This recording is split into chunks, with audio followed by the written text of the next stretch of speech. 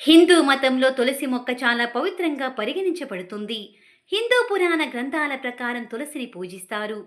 తులసి మొక్క లేని హిందువుల ఇల్లు ఉండదు. హిందూ మతం ప్రకారం లక్ష్మీదేవి తులసి చెట్టులో నివసిస్తుంది. తులసి విష్ణువుకు చాలా ప్రియమైనది. ప్రతిరోజు తులసి మొక్కని పూజించే ఇంట్లో సానుకూల శక్తి ఉంటుంది. తులసి మొక్క ఎండిపోయినా ఇంట్లో ప్రతికూల శక్తి ఉంటుంది. తులసి మొక్కలపై కొన్నిసార్లు చీమలు కనిపిస్తాయి. ఇది దేనికి సంకేతమని మీకు తెలుసా? జ్యోతిష్య శాస్త్రం ప్రకారం తులసి మొక్కపై నల్ల చీమలు ఉండటం అశుభమని భావిస్తారు. అంతేకాదు తులసి మొక్కపై నల్ల చీమలు కనిపించడం ఆర్థిక సంక్షోభానికి సంకేతం.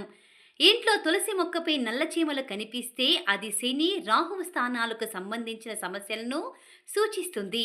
దీని ఫలితంగా జీవితంలో ప్రతికూల శక్తి ప్రభావం పడుతుంది. మరోవైపు తులసి చెట్టుపై ఎర్ర చీమలను చూడటం సానుకూల ప్రభావాన్ని చూపుతుంది. ఇలా ఎర్ర చీమలు కనిపిస్తే డబ్బు సంపాదిస్తానని, ఇంట్లో డబ్బుకి కొరత ఉండదని సూచిస్తుంది. తులసి మొక్క దగ్గర చీమలు చనిపోతే అది కూడా అశుభంగా పరిగణించబడుతుంది. దీనివల్ల ఇంట్లో అనేక సమస్యలు రానున్నాయని ముందస్తు సూచన అని చాలామంది నమ్ముతారు.